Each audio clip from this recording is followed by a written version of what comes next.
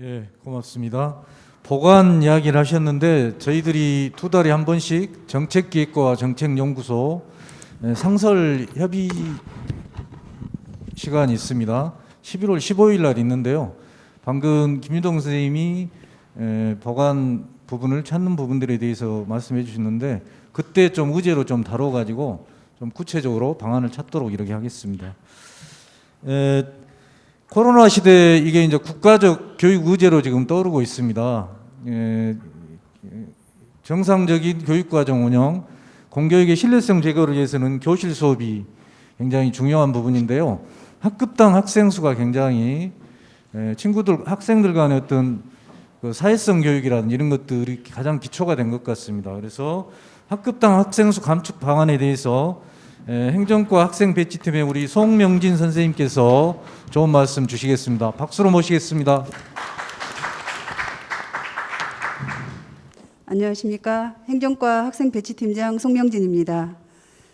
저는 오늘 미래사회 인구 변화에 따른 학급당 학생 수 감축 방안에 대해서 설명드리겠습니다. 먼저 추진 배경입니다. 한국고용정보원 발표에 의하면 한 지역의 20세에서 39세 여성 인구수를 해당 지역의 65세 이상 고령 인구수로 나눈 값을 소멸 인구 지수로 보고 있습니다. 이 소멸 인구 지수가 0.5 미만일 경우에 소멸 위험 지역이라고 정의하고 있습니다. 2018년도 인구 통계를 기준으로 전국 평균 소멸 인구 지수가 0.91인 반면에 우리 전남의 경우 소멸 지수가 0.44로 심각 단계에 접어들고 있으며 이는 전국 최저 수준입니다.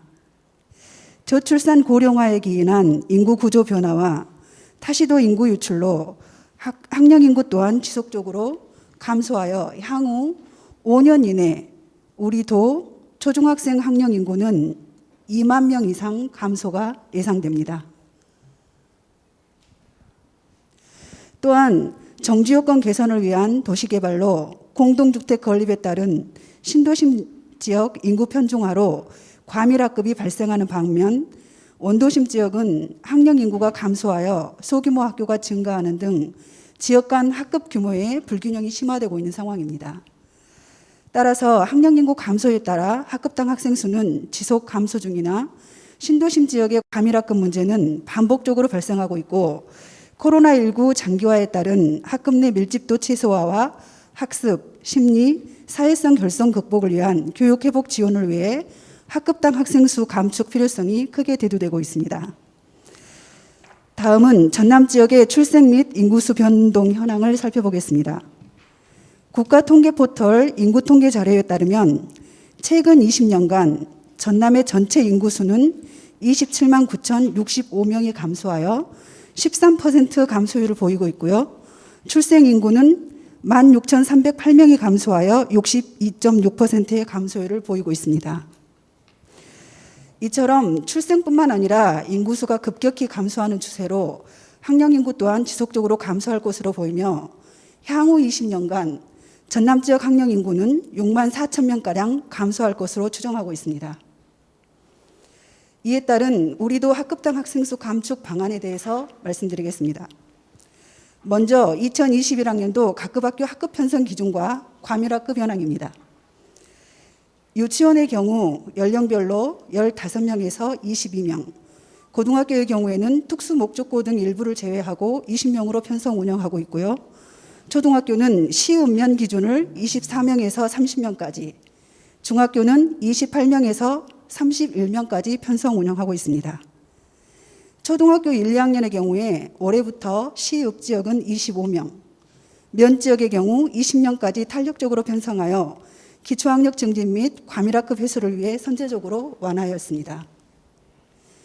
우리도 교육청의 2021학년도 과밀학급은 전체 12개 학교의 13학급으로 이는 2021학년도 학급 편성 기준을 초과하는 학급입니다. 다음으로 학급당 학생 수 감축 추진 방향에 대해서 말씀드리겠습니다. 학령 인구 감소 추이를 감안하고 코로나19에 따른 학급 내 밀집도 완화와 교육 회복을 위해 교육부 교육회복 종합방안 기본계획에 따라 2024년까지 각급 학교 학급당 학생 수를 28명까지 단계적으로 감축할 예정입니다. 학교별 교육시설 여건이 확보된 학교부터 학급 증설을 우선 추진할 예정이고, 초등학교의 경우 향후 5년 내 학급당 학생 수를 25명까지 단계적으로 감축하겠습니다. 학급당 학생 수 감축으로 학급수 증가에 따른 대책 방안입니다. 첫째, 제한적 공동학구제 활성화를 위한 대상학교 특색 프로그램 개발과 통학 지원 등을 통해 학생 분산 배치를 유도하겠습니다. 둘째, 학교 간 불균형 해소를 위해 급당 학생 수 우선 감축과 같은 인센티브 제공 등을 통해 단성학교 남녀 공학 전환을 유도하여 교육 여건 개선에 노력하겠습니다. 셋째, 학생 수 기준 감축에 따른 학급수 증가로 교실 부족이 예상되는 경우 교실 확보를 위해 특별교실을 보통교실로 전환하고, 일시적인 학생 수 증가 시 모듈러 임시교실을 배치하며 장기적인 학생 수 증가 시 교실 증축 등 학교의 물리적 여건을 중장기 배치 계획을 반영한 교실 확보를 적극 검토하겠습니다. 교실 확보를 위한 모듈러 교실의 경우에 교육 구성원의 모듈러 교실 안전 등에 관한 우려를 대비해서 철저한 성능 기준 적용과 사전 인식 개선을 위한 홍보를 통해 충분한 공감대를 형성하도록 하겠습니다. 넷째, 신규 개발 지역의 경우 공동주택 건립 규모가 신설 기준을 충족할 때 인근 학교 과밀학급 발생 예방을 위해 적기에 학교가 신설될 수 있도록 추진하겠습니다. 대표적으로 무안 오령 이지구가 해당되겠습니다. 다섯째, 중장기 학생 배치 계획에 따른 연도별 교원 배치 충족 여부를 교원 인사부서와 지속적으로 협의하여 추진하고, 학급 증가에 따른 부족 교원의 경우 교육부의 한시적 기간제 교원 지원 방안을 활용하여 적정 배치될 수 있도록 하겠습니다. 또한 학생들의 안정적인 학습권 확보를 위해 정규 교원이 확보될 수 있도록 지속적으로 교육부에 건의하도록 하겠습니다. 다음은 중장기 학생 배치 계획에 따른 각급 학교 학급당 학생 수 감축 방안입니다. 유치원의 경우 연차 계획에 따라 2020학년도에 4세반은 현재 20명에서 19명, 5세반은 22명에서 21명까지 하향할 계획이며, 2023학년도에는 5세반은 21명에서 20명까지 감축할 계획입니다. 초등학교는 2020학년도 시지역의 경우 31명인 급당 학생 수를 28명까지 탄력 편성할 계획입니다. 급당 학생 수를 28명으로 적용할 경우 2021년도 대비 37학급 증가한 4,867학급이 예상되며 교원 수급 또한 가능할 것으로 예측하고 있습니다. 교육시설 여건의 경우 초등학교는 2022년도 시지역 28명 편성 시 469교 중 455교인 97%가, 중학교는 시지역 30명 편성 시 250교 중 253교인 99%가 충족될 것으로 판단되며, 이에 따른 교육시설 마련을 위해 초중학교 일부 학교에 모듈러 교실 설치와 중축 등을 위해 시설 사업비 46억 원을 편성하였습니다. 또한 중축이 불가하거나 부지가 협소하여 시설 확보가 어려운 경우 학구 조정 등 현장 의견을 반영하여 과밀화가 최소화하도록 노력하겠습니다. 중학교 경우 2024년부터 2025년까지 일시적인 학생 수 증가가 예상됨에 따라 전면 감축은 어려울 것으로 판단되어 급당 학생 수를 탄력 적용하여 2024년까지 지역별 여건을 고려한 학급당 학생 수를 28명까지 단계적으로 하향하겠습니다. 특히 학교군으로 운영되는 중학교의 경우 급당 학생 수 감축으로 원거리 배정에 따른 학생 학부모 민원 및 혼란을 방지하기 위해 단계적인 하향 적용이 될 수 있도록 추진하겠습니다. 고등학교 역시 2023년과 2024년에 학생 수가 일시적 증가 추세로 학급당 학생 수 기준 인원을 20명으로 현행 유지하되 20명 이상으로 운영되는 특수성을 가진 학교를 중심으로 20명까지 단계적 하향하겠습니다. 일반고의 경우 전남 고등학교는 단일 학교군으로 학교군 내 학생 배치가 가능하여 원거리 통학과 신도심 지역 과밀학급 해소를 위한 학교 신설이 필요하지만 학교 신설 요건이 미충족함에 따라서 이러한 문제는 교육부 차원의 제도 개선이 요구되고 있는 상황입니다. 또한 2023년도부터 시행되는 고교 학점제 도입으로 선택 과목 이수를 위한 추가 교실 배치 등 학교별 교육 여건 마련이 필요함에 따라서 급당 학생 수 감축을 위한 시설 여건이 병행 검토될 수 있도록 해당 부서와 긴밀한 협조를 유지하도록 하겠습니다.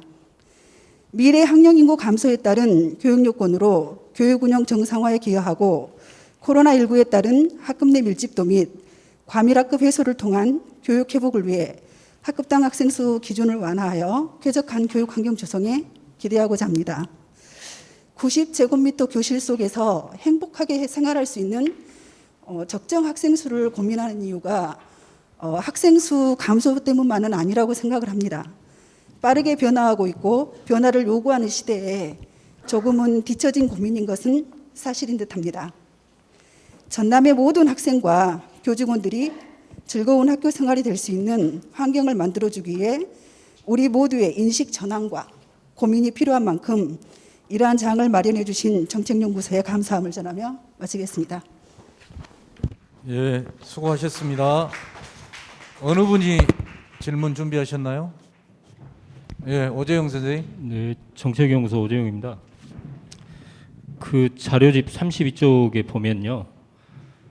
초등학교의 경우 과밀학교가 4개교고 학급은 5개, 중학교는 8개교에 9학급 이렇게 나오고요. 유치원, 고등학교는 해당 사항이 없는 것으로 나옵니다. 그러면 이 과밀학교, 과밀학급이 있는 곳이 어떤 지역인지 좀 구체적으로 말씀을 해 주시면 좋겠고, 그에 따른 좀 대책을 방금 뭐 제시하기는 하셨습니다만 생각하고 있는 대책 이런 것도 말씀해 주시면 감사하겠습니다. 네, 답변 드리겠습니다. 지금 현재 현장하고 소통이 진행되고 있는 사항들도 다수가 있기 때문에 직접적인 학교는 언급을 안 하고 지역 중심으로 설명드리겠습니다. 21학년도 과밀학급은 학급 편성 기준 초과학급을 기준으로 나타난 숫자고요. 초등학교의 경우에 지금 목포가 3개교, 순천이 1개교 이렇게 나옵니다. 4개교 중에서 목포의 경우는 목포의 경우에는 학급당 학생 수 28명 적용 시 내년도에 교실 여건이 충족이 됨에 따라서 학급 증설을 통해서 자연적으로 해소가 될 것으로 보이고요. 순천 같은 경우는 지금 현재 현장하고 소통이 진행 중에 있는 사항으로 여기는 부지가 좀 협소한 케이스입니다. 그래서 임시교실 확보나 중축이 사실상 어렵다라고 지금 현장에서 얘기를 하고 있지만 중축 여건을 적극적으로 지금 진행 중에 있는 상황이고요. 그다음에 중학교의 경우에는 순천이 4개교, 광양이 2개교, 무안이 1개교, 장성이 1개교입니다. 이 중에서 순천 같은 경우에는 현장에서 약간 과밀을 현재 상태로 좀 유지하고 싶다라는 의견이 돌았기 때문에 이 4개교는 당분간은 과밀을 유지를 해야 될 것 같고요. 광양 같은 경우는 앞서 말씀드린 것 중에 체제 개편을 통해서 과밀을 해소하는 케이스에 해당이 되겠습니다. 여기는 의견 조사가 지금 진행 중에 있고요. 무안 같은 경우는 내년에 중축을 하기 위해서 예산을 반영한 상태입니다. 장성 같은 경우는 자연 감소로 해소가 될 예정입니다. 이상입니다. 예, 제가 하나 좀 질문 드리겠습니다. 바로 답변하셔도 되고요. 답변이 좀 곤란하시면 이후에 서면으로 이렇게 답을 주셔도 됩니다. 제가 오령주교 살고 있는데 저희 집 바로 옆에가 행복초등학교거든요. 거기가 43학급 학생 수가 1200명이 넘거든요. 근데 이제 기존의 거대 학교 같은 경우는 어쩔 수 없다라고 하지만 국가 차원에서 신설 학교를 학급수나 학생 수를 제한하지 않으면 이거는 교육 공간이 아닙니다. 이런 데는 보면 이렇게 너무 비좁은 공간에서 이렇게 하다 보니까 학생들 간에 다툼도 많이 일어나고 굉장히 문제라는 생각이 들거든요. 그래서 지금 신설학교를 우리가 신청을 했을 때 지나치게 학급수를 이렇게 많이 하고 학생 수를 이렇게 하는 부분들은 저는 대단히 비교육적이라는 생각이 드는데 거기에 대해서 어떤 뭐 지금 현재의 지침이나 규정 그리고 어떤 해법이 있는가 좀 여쭤보고 싶습니다. 지금 현재 교육부에서 제시하고 있는 신설학교 학급당 학생 수는 33명입니다. 그래서 실제로 저희가 적용하고 있는 31명보다 훨씬 웃돌고 있는 기준을 적용하고 있고요. 그래서 저희가 신설학교를 추진할 때 학급에 대해서 굉장히 제약을 많이 받습니다. 이제 그렇게 운영을 하다가 지금 과밀학급 해소 차원에서 정부 차원에서 28명을 급당 학생 수로 제한을 했기 때문에 앞으로 신설되는 학급당 학생 수는 28명을 기준으로 아마 신설이 될 예정이고요. 행복초등학교 같은 경우 과밀은 저희가 내년도 같은 경우는 모듈러 교실을 배치하는 걸로 지금 현장과 소통이 되고 있습니다. 그 급당 학생 수가 아니고 학교 하나에 전체 하나에 학급 수가 너무 많다 이 말이에요. 학급 수가 너무 많다 보니까 따라서 학생 수도 많다. 그래서 제 생각 같으면 중고등학교 같은 경우는 한 학년에 한 6학급 정도 해가지고 6, 3, 18학급 이상은 안 돼야 되는 거예요. 저는 어느 정도 교육이 가능한데 대부분 다 막 24학급, 막 30학급 막 이런 부분들이거든요. 초등학교는 말할 것도 없이. 그래서 학교당 학급 수를 이렇게 혁신적으로 이렇게 줄여야 되는 것이 제 생각인 것 같은데 그런 기준이라든지 방법 고민하는 부분들이 있냐 그걸 네네. 여쭤보고 있습니다. 예. 교육부에서 신설학교 학급수 기준을 36학급을 제시를 하고 있습니다. 초등학교 같은 경우에는요. 그래서 저희가 36학급을 기준으로 제시를 하고 있고요. 다만 공동주택이 개발될 때 4,000세대 이상이 돼야지만 한 학교의 신설 요건이 갖춰집니다. 그랬을 때 적어도 36학급 정도의 그 수요가 발생을 하고 있는데요. 예를 들어서 오령 2지구 같은 경우는 지금 4,000세대가 훨씬 넘는 6,000세대, 8,000세대까지도 지금 예측을 하고 있기 때문에 한 학교를 크게 짓는 것보다는 학교 용지가 확보가 되는 한은 작은 학교를 2개를 짓는 걸로 저희가 추진을 하고 있습니다. 네. 예, 수고하셨습니다. 과정팀장 이세훈 선생님 모시겠습니다. 자료집 62쪽이 되겠습니다. 박수로 모시겠습니다. 예, 안녕하십니까. 전라남도교육청 초등교육과정 장학관 이세은입니다. 코로나19 장기화로 학습뿐만 아니라 심리, 정서, 사회성 등의 결손을 시급히 극복하고 학교가 일상을 되찾기 위한 종합적인 교육 회복 정책이 추진되고 있습니다. 시도교육청은 자체 사업과 연계 확장하여 자율적인 계획을 추진하도록 하고 있는 바 전라남도 교육청에서 추진하고 있는 교육 회복 추진 방안을 말씀드리겠습니다. 말씀드릴 순서입니다. 추진 배경을 말씀드리겠습니다. 교육 결손, 학력 격차 심화에 따른 교육력 강화가 필요합니다. 2021년 도내 중학교 학력 실태 분석 결과 영어, 수학은 양극화가, 국어, 사회, 과학은 저하 현상이 발생하였으며 농어촌 학교에서 더 심각한 것으로 나타났습니다. 초중학교 기초학력 진단검사 결과 3RS 학생은 감소하였으나 초등 고학년, 중학교로 올라갈수록 영어, 수학과에서 교과 부진이 심화된 것으로 나타났습니다. 이는 전국적인 현상으로 중고학생을 대상으로 교육부 성취 수준 비율 조사 결과 보통학력 이상 비율은 낮아지고 기초학력 미달 비율은 크게 증가하여 그 심각성이 큰 상황으로 진단되었습니다. 특히 공교육에 대한 의존성이 큰 중위권 학생이 하위권으로 하락하고 하위권 부진이 더욱 심화되어서 이를 시급히 채워주지 않으면 학습 격차는 더 심화될 것입니다. 몸과 마음 건강 회복이 필요합니다. 전남 학생들의 자살, 학교 폭력 증가 등 학교 부적응 사례가 증가하고 있습니다. 2019년 1183건, 2020년 1570건이 발생하였는데 2021년 7월까지 무려 1255건 학교 폭력이 발생하였습니다. 자살 학생 수도 2021년도만 7명이 발생하였습니다. 학생의 학교생활 만족도도 하락하여 중3, 고2 학생들을 대상으로 실시한 전국적인 학교 생활 만족도 조사에서도 중학교 3학년에서 4.9%, 고등학교 2학년에서는 3.5% 만족도 하락이 나타났습니다. 미래로 도약하기 위한 교육 여건 구축이 필요합니다. 전남 학생 수는 2012년 대비 지속적으로 하락하고 60명 이하 작은 학교 비율이 높아가고 있습니다. 초등의 경우 63%인 236개 교가 60명 이하 작은 학교입니다. 미래교육 변화에 대한 설문조사에서도 4차 산업에 대비한 인재상, 교육 여건 개선, 교사의 역할에 대한 변화를 요구하고 있습니다. 전남의 열악한 교육 여건에서 볼 때 단순한 일상 복원을 넘어 미래로 도약하기 위한 교육 여건 구축으로 교육 환경 격차에 선제적으로 대비해야 합니다.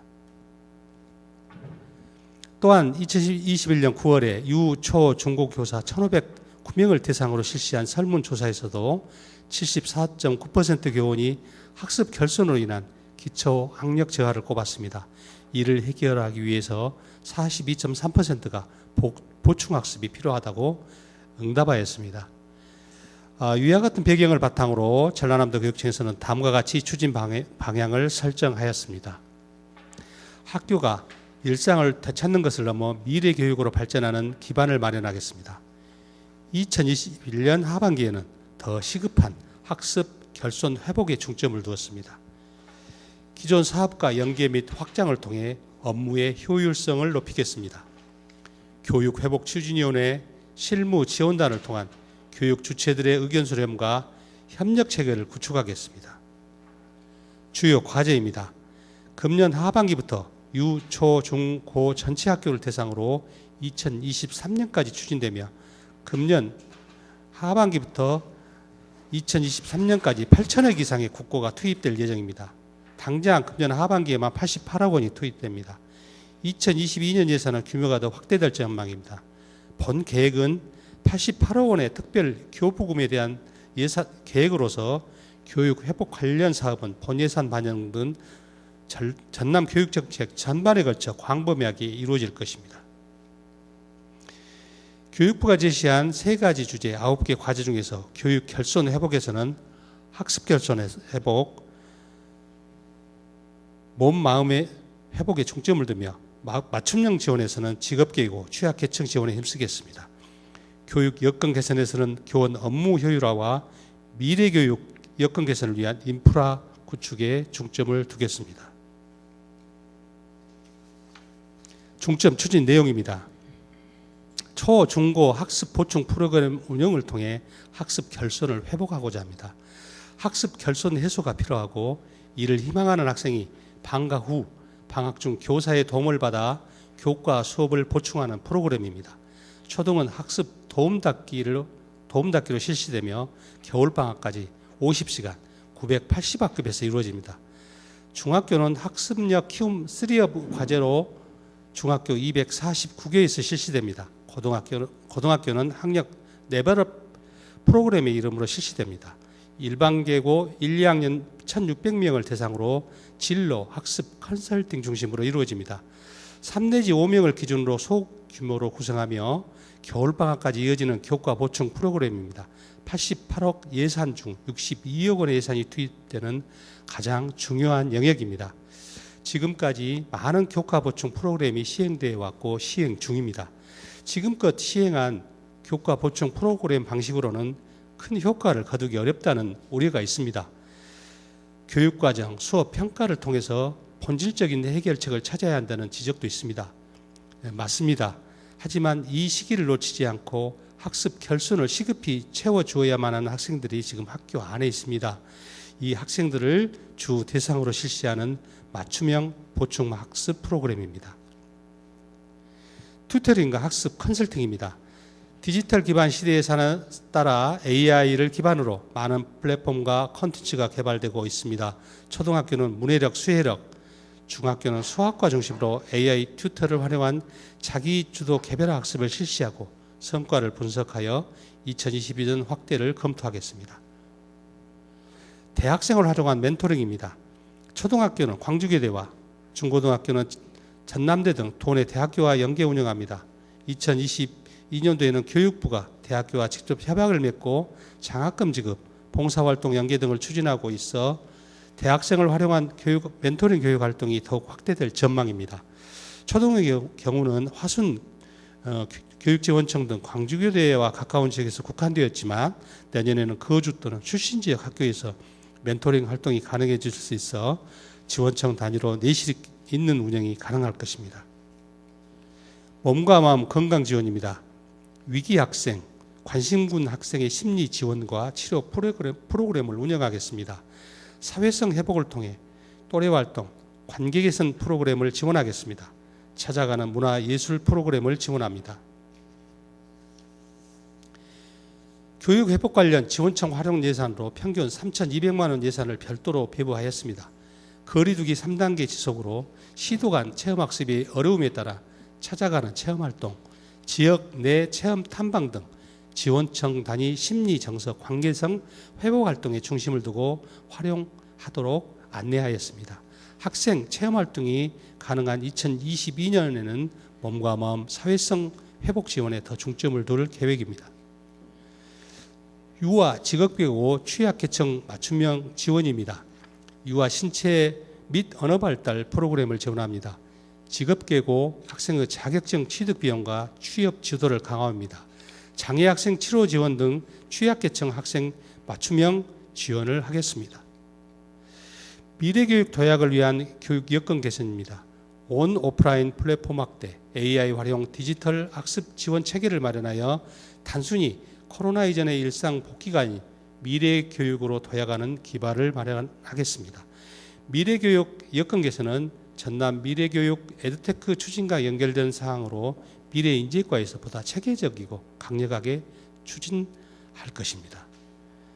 교육 회복 업무 추진을 효율적으로 처리하고 업무를 경감하기 위해 업무 관리 시스템에 T닥터 교사 원격 자문 시스템을 구축하여 지원하겠습니다. T닥터는 수업과 업무, 생활지도 닥터로 나뉘어 교원 업무를 지원하게 됩니다. 본 교육 회복 계획이 성공적으로 추진되기 위해서는 현장, 교육 주체 간 협력이 중요하고 각 기관별 지원 시스템이 촘촘하게 가동돼야 하겠습니다. 특히 교육 주체 간의 합의된 노력이 중요합니다. 코로나 방역 상황이 엄중하고 이미 많은 사업이 학교에 가동되고 있어 학교의 피로도가 큰 상황입니다만 모든 일에는 때가 있습니다. 이를 놓치지 않고 전남의 학생들이 교육 결손을 시급히 회복시켜줘야 합니다. 교육회복추진위원회 자문과 협의를 통해 의견을 반영하고 실무지원단의 협조를 통해 내실 있는 교육회복이 일어나 일상으로 복귀를 넘어 미래의 교육으로 성장하는 기회로 삼겠습니다. 발표를 마치겠습니다. 감사합니다. 네, 애쓰셨습니다. 어느 분이 질문 준비하셨나요? 예. 예, 정학관님 말씀 잘 들었습니다. 정책연구소 김명수입니다. 일선의 교사, 학부모 그리고 학생의 관심이 가장 높은 부분이 교육 회복 추진 방안이 아닌가 싶습니다. 각 학교급에 맞게 대책이 촘촘하게 잘 짜여져 있다고 생각합니다. 다만 이 학습 결손에 대한 대책이 보충 수업이나 튜터링 또는 그 학습 컨설팅 등으로 수업 외적인 부분에 좀 치중하고 있다는 생각이 드는데요. 수업 시간 내에도 학습 격차가 많이 일어나고 있고 결손이 진행되고 있다는 점을 감안할 때 수업의 질, 그다음에 수업 안에서의 이런 격차를 해소할 방안이 있는지 이 부분을 좀 더 보충 설명해 주시기 바랍니다. 예, 말씀드리겠습니다. 교과 보충 프로그램에 대한 우려와 걱정이 많은 것으로 알고 있습니다. 사실 교과 보충 프로그램은 보완적, 보충적인 성격이고 근본적인 것은 교육과정 수업 평가에서 있다고 봅니다.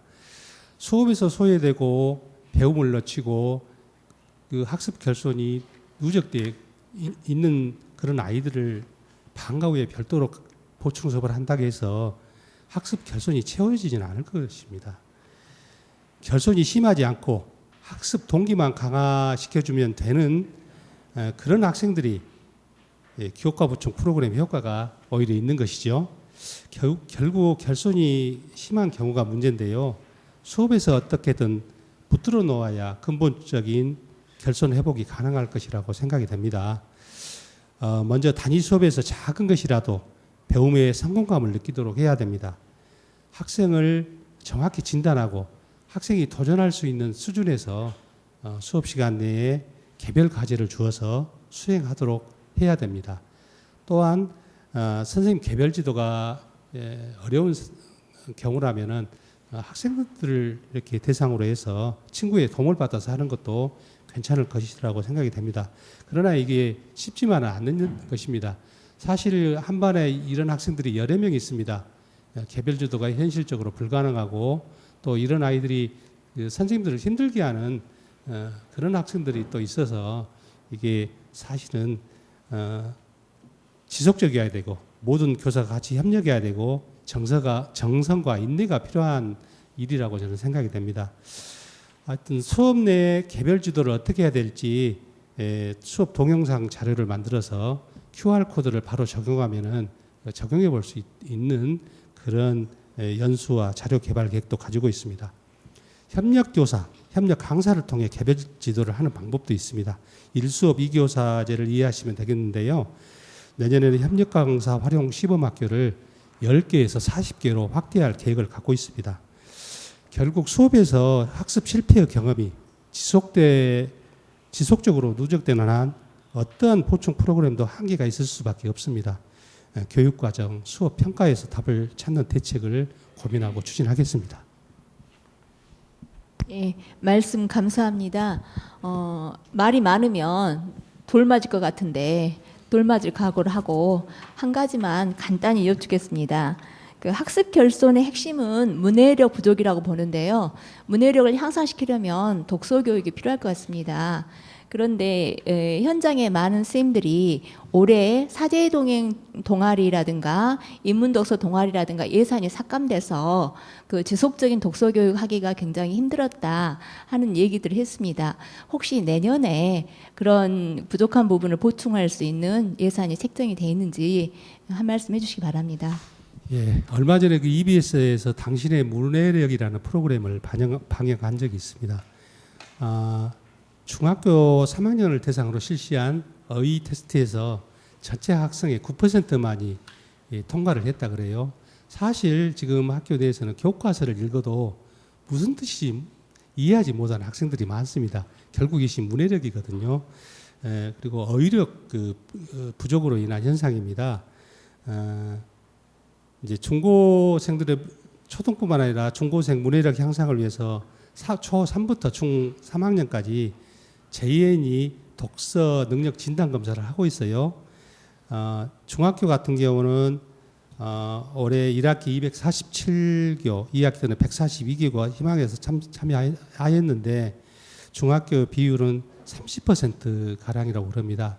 참여가 약간 저조해서 이것을 이제 끌어올리는 것이 목표라고 중학교 담당 장학사님께서 말씀을 하셨습니다. 그리고 학생들의 문해력과 학습 도구어 활용 능력 향상을 위해서 전남 교육연구정보원의 현직 연구원을 활용해서 학습 도구어 제작 자료를 보급할 예정이라고 말씀하셨습니다. 특히 그 어휘력 관련 이 부분은 대단히 중요한 영역이라고 생각이 됩니다. 예, 아까 김명순 연구사님 문해력 향상을 위한 뭐 자율동아리 예산 여쭤보셨는데 지난주에 과에 이렇게 경계가 있어가지고 학교 현장에 꼭 필요한 예산인데 이게 반영이 안 된 예산을 내일 아침에 교육감님한테 보고를 드리거든요. 그래서 방금 이야기하신 내용 며칠 전에 제가 미래인재과에 장학관님이 뭔 이야기를 하시냐면 학생들한테 그 교육 현장 역동적인 자율동아리 예산들이 싹 깎여버렸다고 그러대요. 저도 몰랐는데 최근에 알았는데 특히 이제 이공계열 같은 경우는 AI 자율동아리라는 수학, 과학 이런 동아리가 학생들한테는 굉장히 이렇게 관심이 많고 폭발적인 부분들이 있는데 그 예산을 반영하라고 제가 자료를 받았어요. 그러면 인문 관련된 것들도 좀 이렇게 메모해가지고 오늘 중으로 넘겨주시면 내일 이렇게 누락된 예산에 반영해가지고 문해력 향상 교육이 체계적으로 될 수 있도록 이렇게 하겠습니다. 네, 그 부분에서 한 가지 덧붙여서 말씀드릴게요. 작년에 문해력 향상 독서 동아리, 독서 인문 동아리죠. 그게 상당히 학교 현장의 반응도 뜨거웠고 효과가 좋았습니다. 그런데 사업 재정비 관련으로 인해서 폐지 사업으로 정해졌어요. 그래서 현장의 의견을 반영해서 올해는 그것을 문의력 향상으로 말을 좀 바꾸어서 새로운 사업으로 이렇게 정해서 아마 예산이 반영된 것으로 저는 알고 있습니다.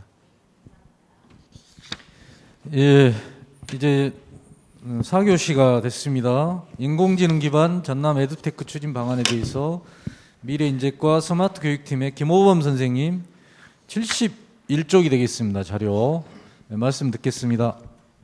예, 안녕하십니까. 인간과 인공지능의 협업으로 혁신을 넣은 미래로 인공지능 기반 에듀텍 활용 전남 미래교육 추진 방안에 대해 말씀드릴 미래인재과 스마트팀 장학관 김호범입니다. 교재를 중심으로 말씀드리겠습니다.